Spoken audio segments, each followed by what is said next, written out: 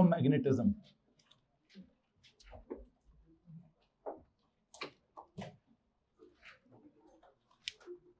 ये जो इलेक्ट्रोमैग्नेटिज्म है, हमने इसका कल एक पहला लॉ पढ़ा था, there is always a magnetic field around a current carrying conductor. और जो मैग्नेटिक फील्ड है around a current carrying conductor, उसका पैटर्न, उसकी डायरेक्शन और उसकी स्ट्रेंथ, ये डिपेंड करता है उस करंट कैरिंग कंडक्टर की ज्योमेट्री पर। किस पर जी? ज्योमेट्री मतलब उसकी शेप पर, कि उसकी शेप कैसी होगी, क्या वो लॉन्ग स्ट्रेट वायर होगी, या वो फ्लैट सर्कुलर कॉइल होगी, या वो लॉन्ग सोलिनॉइड होगी। ठीक है, इन तीन सिचुएशंस को मैंने आपके सामने रखा है कि अगर वो लॉन्ग वायर हुई तो शेप वुड बी, क्या बोलते हैं, concentric circles, and direction would be determined bye right hand grip rule. और अगर वो फ्लैट सर्कुलर कॉइल हुई या लॉन्ग सोलिनॉइड हुई, लॉन्ग सोलिनॉइड वाला ज़्यादा ज़रूरी था कि उसकी shape would be like a bar magnet, and उसकी जो डायरेक्शन है it would be determined bye वही राइट हैंड ग्रिप रूल। फर्क सिर्फ ये आएगा कि वायर में थंब कुछ और होगा, डायरेक्शन कुछ और होगी, सोलेनॉइड में कर्ल ऑफ द फिंगर्स कुछ और होगी और थंब कुछ और होगा। करते करते हमने एंड पे एक टॉपिक पढ़ा, आई थिंक उसको कहना चाहिए, उसको क्या कहते हैं जी, मैग्नेटिक इंडक्शन कहना चाहिए। क्या कहना चाहिए? Magnetic induction. कि जिसमें मैंने क्या किया, एक आयरन की कोर ले ली, उसको कहाँ प्लेस किया, उसको हमने प्लेस किया, क्या बोलते हैं, कहाँ से आया, कोई बात नहीं, पीछे से चेयर ले आओ आगे। सरफसीन को कुछ चेयर ढूंढ के दो। इधर कौन बैठा हुआ है? ये चेयर दे दो भाई को यार। अच्छा, क्या बात कर रहा था? यहाँ भी तो कोई बैठा हुआ था, कौन था? अच्छा ठीक, क्या बात बता रहा हूँ? हाँ, कि हमने क्या किया, हमने कहा जनाब साहब क्या कर दें, सोलेनॉइड का जो अंदर से हॉलो स्पेस है, हॉलो कोर है, उस कोर के अंदर हमने कहा कि क्या इंसर्ट कर दें, उसके अंदर एक आयरन का, सॉफ्ट आयरन का पीस, जिसको हमने एक नाम ही क्या रख दिया, सॉफ्ट आयरन कोर, बल्कि इंसुलेटेड सॉफ्ट आयरन कोर रख दिया। कल मैंने आपको इंसुलेटेड का मतलब समझाया कि सर वो उसका इलेक्ट्रिकली फिजिकल कांटेक्ट नहीं है, क्या नहीं है? Physical contact between iron core and copper की कॉइल नहीं है। और वो कौन सा नहीं है? फिजिकल कांटेक्ट नहीं। और फिजिकल कांटेक्ट में भी मैंने इलेक्ट्रिकल कांटेक्ट के बारे में कहा कि नहीं है, लेकिन कौन सा वाला कांटेक्ट था? मैग्नेटिक कांटेक्ट था, इलेक्ट्रोमैग्नेटिक कांटेक्ट था। कि जब सोलेनॉइड के बीच में से क्या होता है, करंट गुजरता है, तो उसके इर्द गिर्द क्या पैदा होता है, उसके अंदर भी क्या पैदा होता है, मैग्नेटिक फील्ड होती है। तो फील्ड बेशक आंखों को नजर ना आए, लेकिन वो फील्ड एक फिजिकल फिनोमेना है, फिजिक्स का हिस्सा है। तो फील्ड किसके बीच में से गुजर चलती है, वो क्या बोलते हैं, वो सॉलिड के बीच में से भी गुजर सकती है, वो जरूरी नहीं कि स्पेस में होगी। जिस तरह मैंने मिसाल के तौर पे आपको जमीन के बारे में कहा कि जमीन क्या है, जमीन एक मैग्नेट है। जमीन कैसे मैग्नेट है? उसके कोर के अंदर, उसके सेंटर पे जाकर क्या मौजूद है? आयरन मौजूद है। और किस किस्म का मौजूद है? ऐसा जिसका अपना मैग्नेटिज्म है। तो अगर वो कोर के अंदर है तो मैग्नेटिज्म सारे का सारा जमीन के अंदर छुपा हुआ होना चाहिए था ना, खजाने की तरह, उसको जमीन से बाहर नहीं आना चाहिए था। लेकिन मैग्नेटिज्म को सॉलिड लिक्विड गैस का मसला नहीं है कि जी मैं सॉलिड आ गया तो मैं उस तरफ मैग्नेटिज्म जा ही नहीं सकता। ठीक है, ऐसा होता है ना बहुत सारी चीज़ों के साथ कि सर दरमियान में कोई मीडियम आ गया तो क्या होगा, वो इंटरेक्शन ही शायद नहीं हो पाएगी।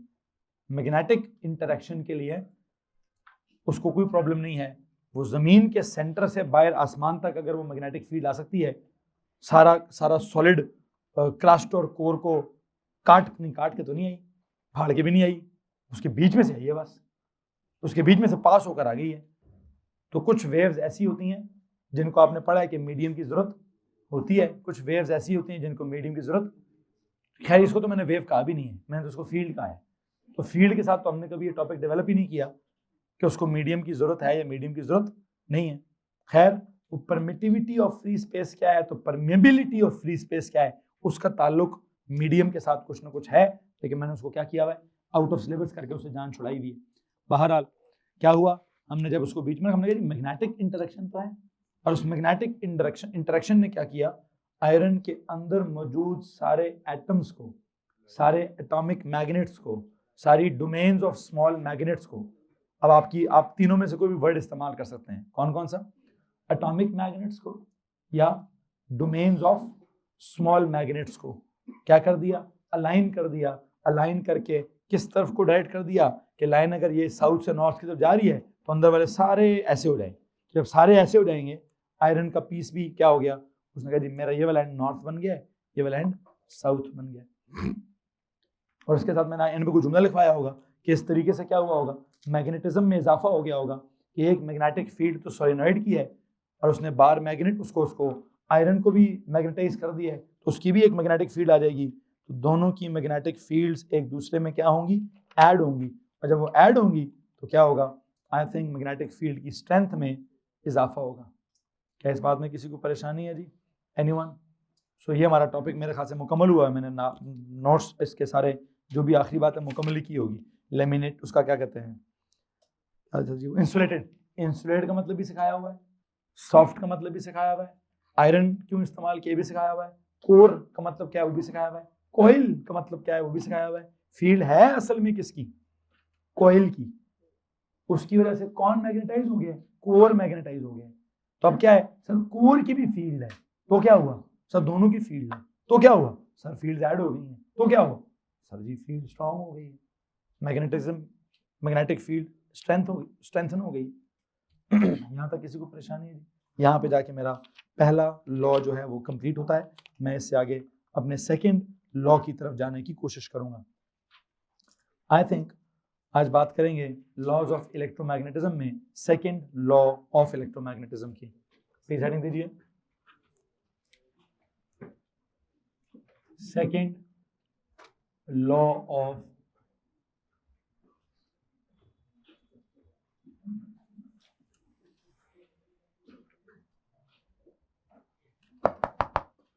Second law of electromagnetism. क्या लगता है आपको कि मैंने क्या लॉ डेवलप करना है? पहला लॉ तो मैंने डेवलप किया जो ये बता रहा है कि मैग्नेटिक फील्ड है। क्या बता रहा है जी, कि एक फील्ड है, कहाँ है, करंट कैरिंग कंडक्टर्स के अराउंड, ठीक। अब अगर मैंने पहली बात फील्ड से रिलेटेड कर दी है, पहली बात मैग्नेटिक फील्ड से रिलेटेड कर दी है, तो अगली बात मुझे किससे रिलेट करनी चाहिए, या तो मैग्नेटिक फोर्स की करनी चाहिए या मैग्नेटिक फील्ड की स्ट्रेंथ की करनी चाहिए। मतलब अगर मैंने पहली बात मैग्नेटिक फील्ड की है तो अगली बात मुझे मैग्नेटिक फील्ड की स्ट्रेंथ की करनी चाहिए। लेकिन जब मैं मैग्नेटिक फील्ड स्ट्रेंथ की बात करूंगा तो मैग्नेटिक फोर्स आएगी ही आएगी। बात समझ आ रही कि नहीं आ रही है? चूंकि ग्रेविटेशनल फील्ड स्ट्रेंथ की बात करो क्या आता है, gravitational force per unit mass आता है। अगर इलेक्ट्रिकल फील्ड की स्ट्रेंथ की बात करो तो क्या आता है, electrical force per unit charge आता है। मुताहर ध्यान देंगे। अगर आप लोग बच्चों कुछ भी नहीं लिखवा रहा तो जी हैदर कुछ नहीं लिखवा रहा, हुज़ैफा कुछ नहीं लिखवा रहा, सीधे होके बैठे, सीधे होके बैठे, मेरी तरफ अटेंटिव हैं। और हैदर साहब इधर मेरी तरफ देखेंगे प्लीज, ऐसे होता है लेक्चर, ठीक है। क्या बात हो रही है, कुछ समझा रहा था कि अगर मैंने अभी मैग्नेटिक क्या पढ़ाना है, फील्ड की स्ट्रेंथ अगर समझानी है तो उसको समझाने के लिए मुझे आपको मैग्नेटिक फोर्स को इन्वॉल्व करना पड़ेगा। अब मैं दोनों को कैसे इन्वॉल्व करूंगा, इसके लिए मैंने एक सेकंड लॉ डिजाइन किया हुआ है। और वो सेकंड लॉ क्या कहता है, वो कहता है जनाब साहब क्या होगा अगर आप करंट कैरिंग कंडक्टर को, पहले सुन लेते हैं उर्दू में, बल्कि काम करते हैं पहले लॉ लिखते हैं, लॉ लिखने के बाद उसके ऊपर बहस करेंगे। जब भी कभी लॉ पढ़ाया जाता है तो सीधा से लॉ की स्टेटमेंट होती है, उसके बाद उसके ऊपर एक डिस्कशन करेंगे। एक लिखें जनाब साहब और मैं एक एक लफ्ज़ को अंडरलाइन करके उसके ऊपर नीचे कुछ लिखवाऊंगा भी, तो जरा थोड़ा खुला खुला करके लिखिएगा ताकि आपको पता फिर मैं वो इस लफ्ज़ को अंडरलाइन करो उसके ऊपर ये लिखो, इसको अंडरलाइन करो उसके ऊपर ये लिखो, तो बाद में मुसीबत हो जाती है आपको। क्या लिखें, force is experienced, force is experienced by what, by a current carrying conductor. Force is experienced by a what बच्चों, current carrying conductor when it is placed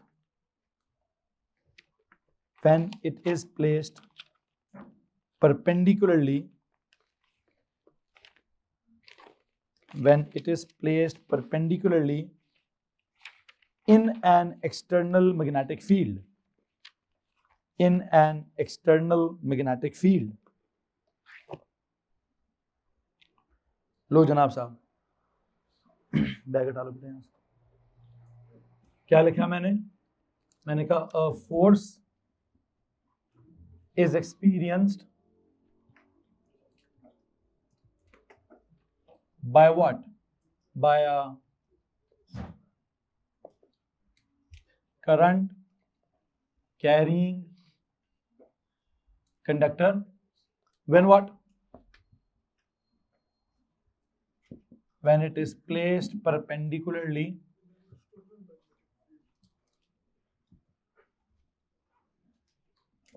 in an external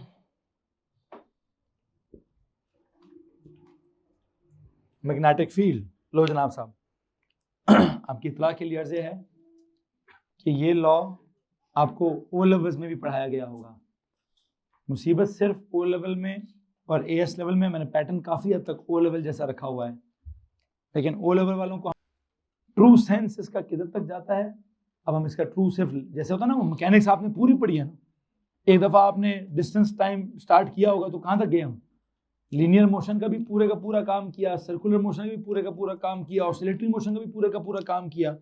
अब मोशन की कोई ऐसी चीज़ नहीं है जो आपकी कैपेसिटी से बाहर हो, ऐसे ही है ना, ठीक है, कि स्टार्ट करें डिस्टेंस डिस्प्लेसमेंट से, जाएं सेंट्रीपिटल फोर्स तक या सिंपल हार्मोनिक मोशन के पता नहीं किधर तक, ठीक है जी।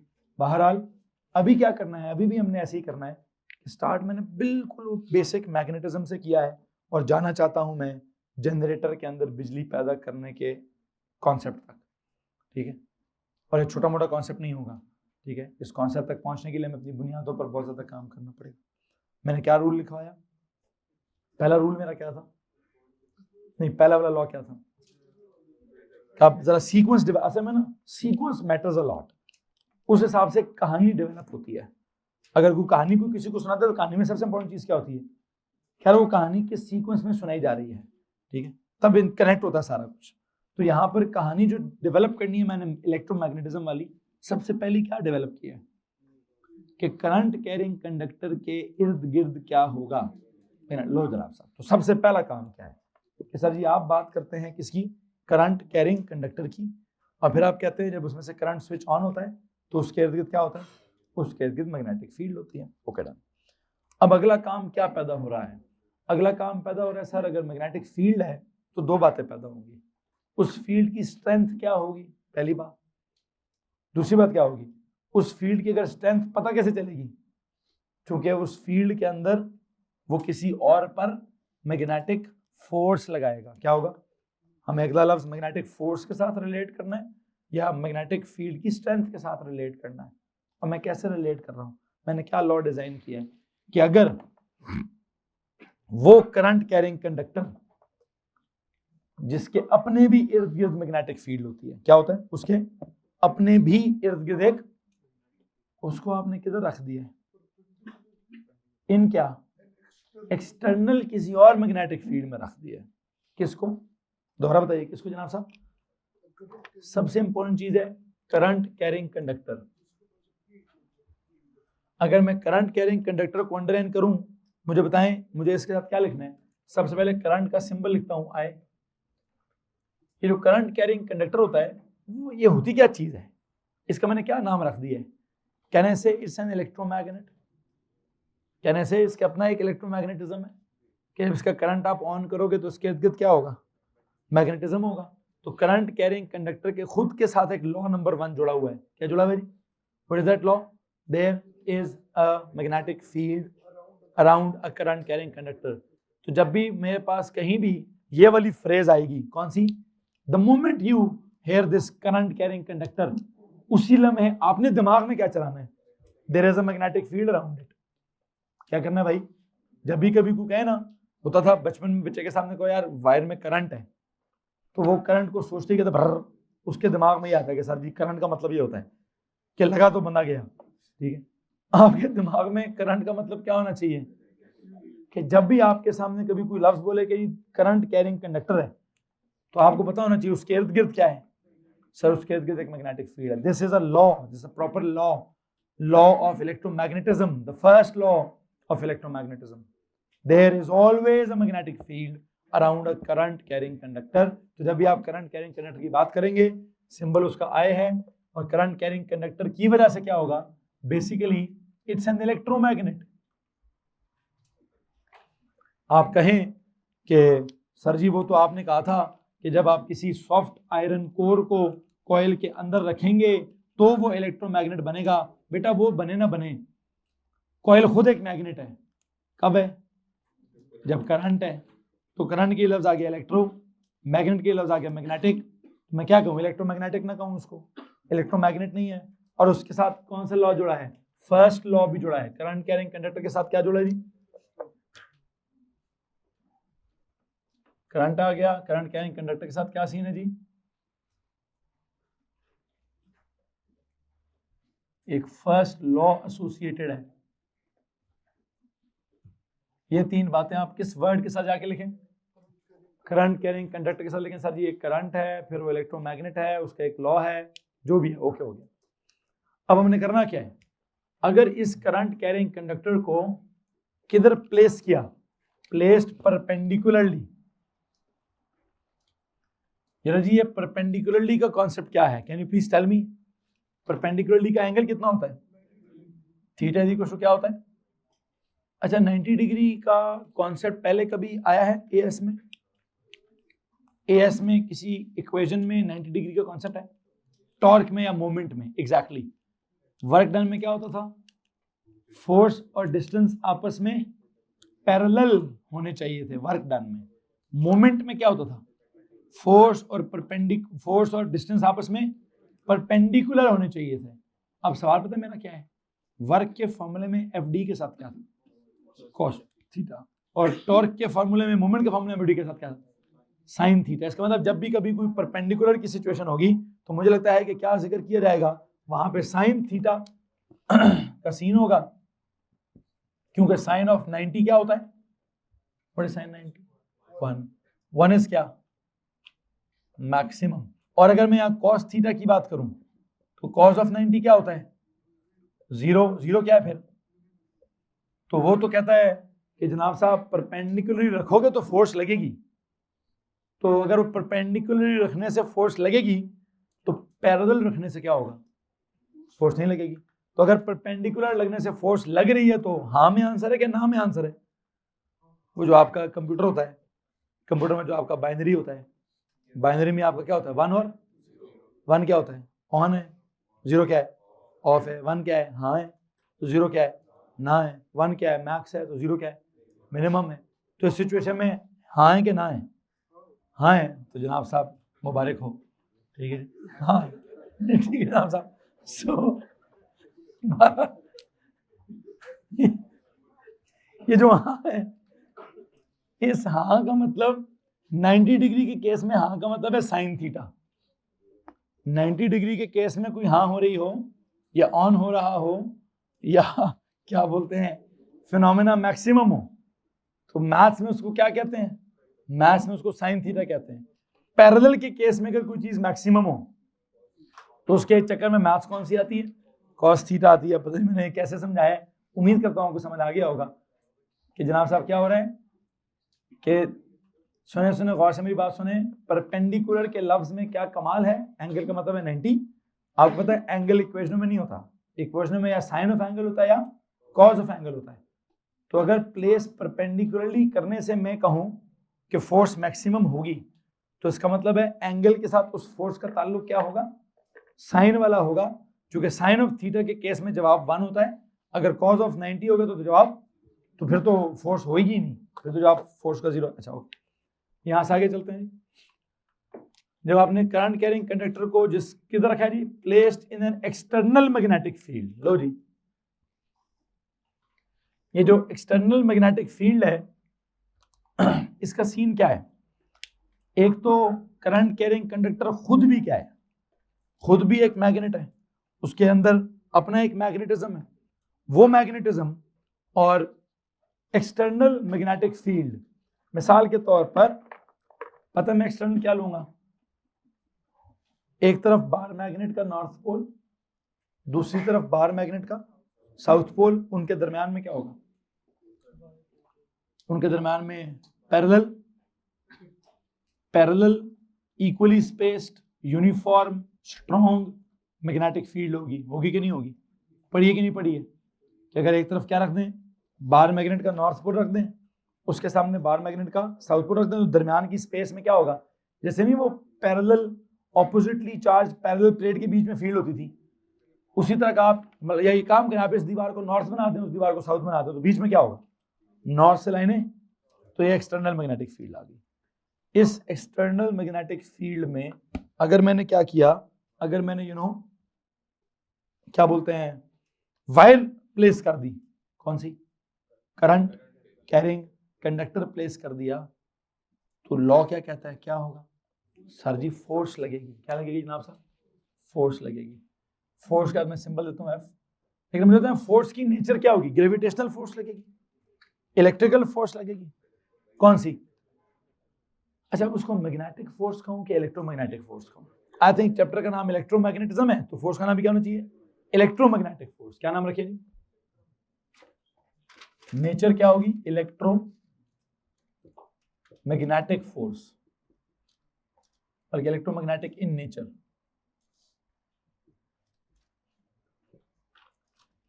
तो फोर्स का जिक्र आ गया जी, कब आ गया, एक इलेक्ट्रोमैग्नेटिक फोर्स लगेगी जब क्या होगा जी पुत्र, exactly 100%, 100%।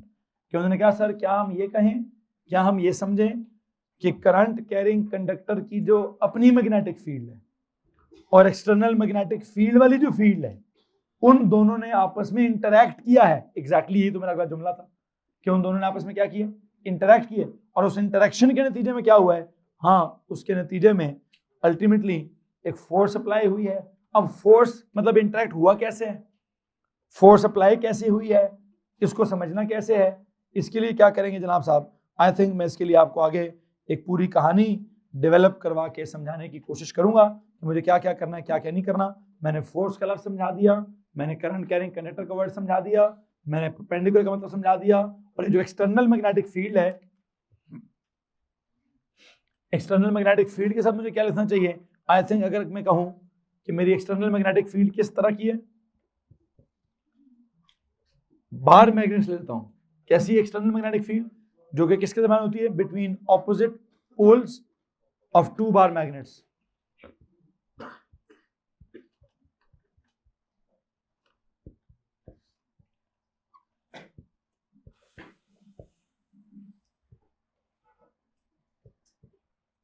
between opposite poles of two bar magnets। Okay, ये सिचुएशन मैंने आपको समझा दी। अब इस सिचुएशन में let me draw this situation, I want to draw this situation, उसके बाद आपको इसकी समझ में थोड़ा सा इजाफा होगा, इसकी ड्राइंग कैसे बनाई जाएगी और कैसे नहीं। आते मैं उस स्लाइड पे चला जाना चाहता हूं।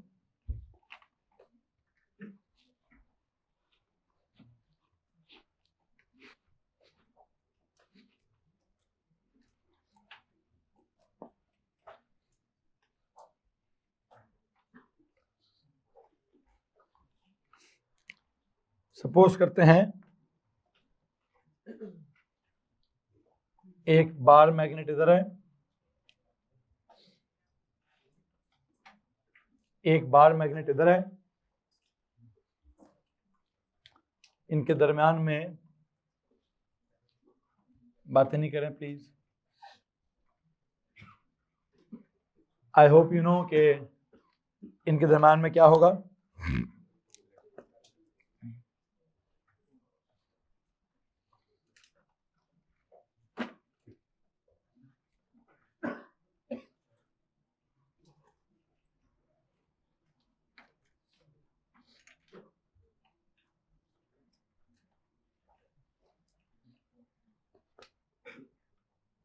इस तरह का कोई मैग्नेटिक फील्ड है जी, कम से कम 4 3 या 4 इक्वली स्पेस्ड लाइनें लगा लीजिए।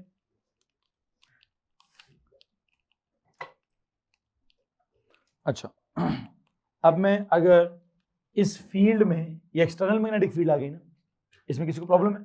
नो। अगर मैं क्या रख दूं, मैंने एक वायर रख दी है, स्ट्रेट लॉन्ग स्ट्रेट वायर, क्योंकि करंट कैरिंग है, इसका अगर मैं कुछ सर्किट ऐसा बनाऊं कि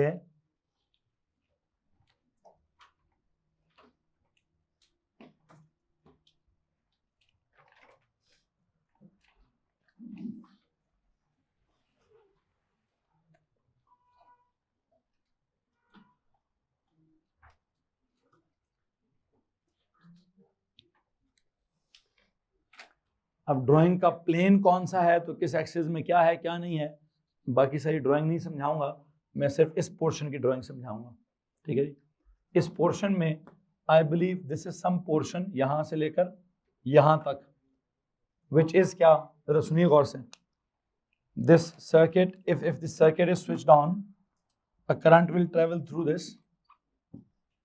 There you go.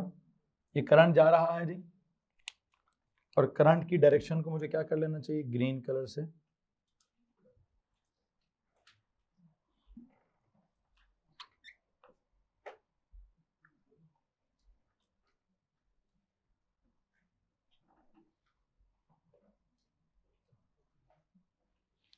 ये लो जी। आई होप आपको उसमें वायर में करंट नजर आ रहा होगा। Now what is happening, 2 bar magnets आपको नजर आ रही हैं, उनके बीच में एक मैग्नेटिक फील्ड नजर आ रही है। 2 बार मैग्नेट्स हो गए एक्सटर्नल मैग्नेटिक फील्ड, उनके बीच में जो करंट कैरिंग कंडक्टर है। आई होप आप देख सकते हैं कि फील्ड किस एक्सिस में है, एक्सटर्नल मैग्नेटिक फील्ड कौन सा एक्सिस में है, एक्स एक्सिस में है। करंट कौन से एक्सिस में है, करंट वाई एक्सिस में है। आपकी इतला के लिए अर्ज ये है कि इधर एक फोर्स लगेगी, बल्कि एक सेकेंड, इससे पहले कि मैं फोर्स की बात करूं, करंट कैरिंग कंडक्टर और एक्सटर्नल मैग्नेटिक फील्ड आपस में क्या है, परपेंडिकुलर टू ईच अदर है। तो जरा साइड पे जाके एक नोट लिखिए। सबसे पहले बताएं जी, एक्स एक्सिस में क्या है, एक्सटर्नल मैग्नेटिक फील्ड की डायरेक्शन है। वाई एक्सिस में क्या है, करंट इन द वायर है। ओके, एक्स एक्सिस में एक्सटर्नल मैग्नेटिक फील्ड की डायरेक्शन है। वैसे एक्सटर्नल मैग्नेटिक फील्ड के लिए एक सिंबल पता क्या है, इसके लिए सिंबल है जनाब साहब बी फॉर कैपिटल बी, इसके लिए बी फॉर ब्रावो वाला, और करंट के लिए क्या है, आई। ओके जी, आई का एक्सिस आ गया वाई वाला, फील्ड का एक्सिस आ गया, बी का एक्सिस आ गया कौन से वाला, एक्स एक्सिस आ गया। ओके, और हमारा रूल क्या कहता है, आप पहली फ्रेज को छोड़िए, do you see a current carrying conductor there? Is it placed perpendicularly there? Yes. Is it placed in an external magnetic field? Yes. तो क्या होगा, सीधा सीधा रूल है भाई सर जी, फोर्स एक्सपीरियंस होगी। अब उसकी क्या एक्सप्लेनेशन है, क्या नहीं है, क्या उसका फॉर्मूला है, क्या नहीं है, इसको तो मैंने डेवलप करना है कि फोर्स की वजह क्या है, फोर्स की डायरेक्शन क्या है, फोर्स का फॉर्मूला क्या है, देखेंगे इस बात को। देखते हैं जनाब साहब, आते हैं उस तरफ। इससे पहले कि मैं भी उस तरफ जाऊं, एक चीज तो ऑब्वियस है जी, क्या होगा, लॉ ये कहता है इसके ऊपर फोर्स लगनी चाहिए। ठीक है जी। अब फोर्स, जैसे मैंने आपको पहले भी की पढ़ाया है कि मुझे फोर्स के बारे में क्या क्या पढ़ाना है, पहले मुझे पढ़ाना है फोर्स की वजह क्या है, फिर मुझे पढ़ाना है फोर्स की डायरेक्शन क्या है, फिर मुझे पढ़ाना है फोर्स का फॉर्मूला क्या है। ठीक है, तो मुझे उम्मीद है कि आपने एक बच्चे ने तो पहले जवाब दे दिया कि कैन वी से इस फोर्स की रीजन क्या है, इसकी रीजन वायर की अपनी मैग्नेटिक फील्ड और बार मैग्नेट्स की एक्सटर्नल मैग्नेटिक फील्ड, उनका क्या, उनका आपस में कोई इंटरेक्शन है, और वो इंटरेक्शन मैंने कैसे करना है देखते हैं जनाब साहब।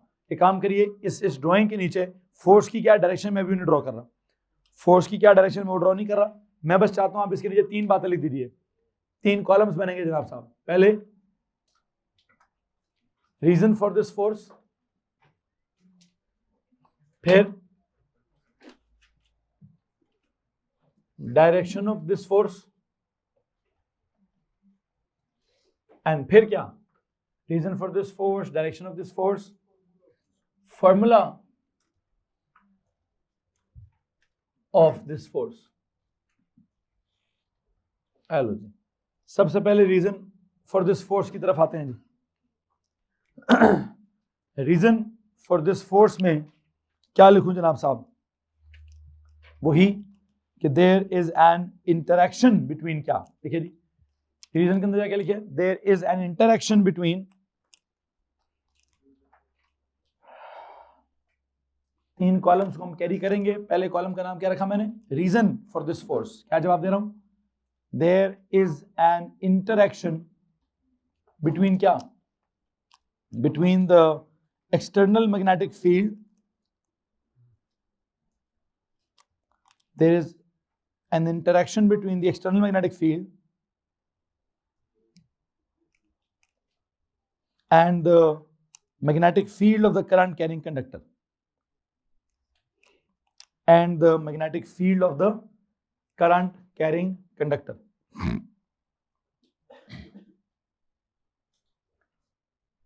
इसमें से I would like you to underline, क्या करें? इंटरेक्शन का वर्ड अंडरलाइन कर लें. क्या अंडरलाइन कर लें जनाब साहब? एक इंटरेक्शन है एक्सटर्नल फील्ड का और इंटरनल का. आई थिंक इसको मैं अगले लेक्चर में डेवलप करूंगा. इधर से नहीं, अभी कॉपी बंद नहीं करनी है. इस कॉलम की लाइन खत्म की है, यहां से आगे मैं अगले लेक्चर में जाऊंगा. दूसरे कॉलम पे जाएं. दूसरे कॉलम में लिखा हुआ है डायरेक्शन ऑफ दिस फोर्स. इसको कहां से डिटरमिन करते हैं? ये है वो आपका ओ लेवल का उंगलियां जो तीन आप बनाते थे, एफ बी और आई, एफ बी आई. ठीक है जी. वो क्या चीज है? Fleming's left hand rule. Please लिखिए फ्लेमिंग्स लेफ्ट हैंड रूल. यहां से ये उंगलियां हमने यूं क्यों की थी? ये क्या था, ये क्या था, ये क्या था, ये हम इंशाल्लाह आपको नेक्स्ट लेक्चर में समझाएंगे जी. बस सिंपल क्या लिख दीजिए? फ्लेमिंग्स लेफ्ट हैंड रूल उसकी डायरेक्शन बताएगा.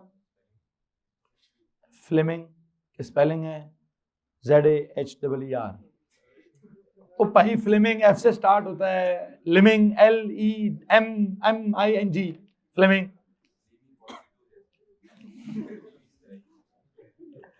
फ्लेमिंग लेफ्ट हैंड रूल लिखो यार. स्पेलिंग्स पूछ रहे हैं मुझसे A2 में आके. बहरहाल जो भी लेफ्ट हैंड रूल, क्योंकि कल के लेक्चर में कौन सा था? Right hand rule, right hand grip rule.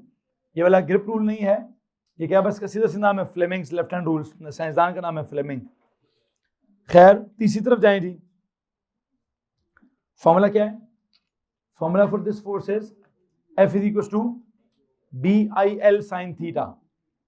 Bill BIL, F is equal to क्या? BIL sine theta.